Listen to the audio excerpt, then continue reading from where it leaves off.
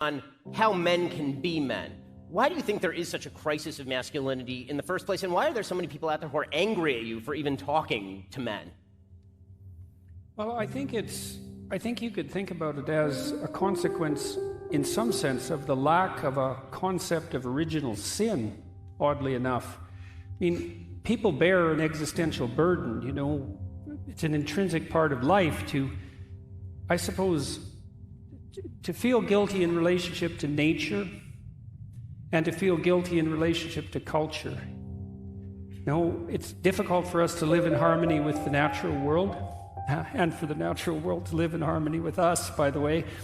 And none of us are all we could be on the social front. And one of the consequences, and so we have that sense intrinsically, you know, that there's a lack in us that needs to be redressed.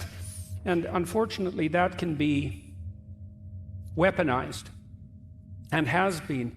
And what I see happening to young men in particular, boys as well, not just young men, and maybe even, you know, maybe starting at the age of toddlers, is that we have this sense in the world that human beings live in antagonism to nature and that we're actually a malevolent force.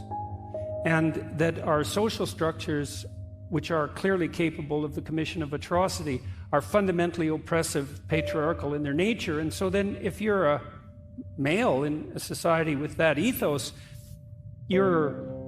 the motive force that drives you into the world to live is associated with rapaciousness and despoliation on the natural front, and then oppression and atrocity on the social front. It's like, well then, if you're the least bit conscientious, because this sort of accusation hurts conscientious young men the most, then the best you can do is, well, let's say castrate yourself. How would that be?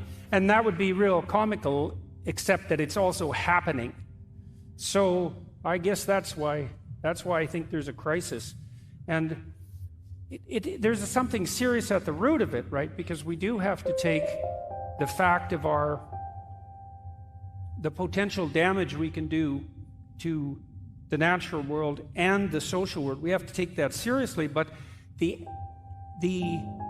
proper consequence of taking that seriously is not to commit hara-kiri, let's say, in a fit of moral anxiety and take yourself completely out of the game. But that's the insistence now, and it's really, and I see that psychoanalytically, you know, I see that as a manifestation at a symbolic level of something like, well, symbolically, that's associated with the devouring mother, right? It's an overweening and destructive false compassion that has this devouring quality. And yeah, and that's basically where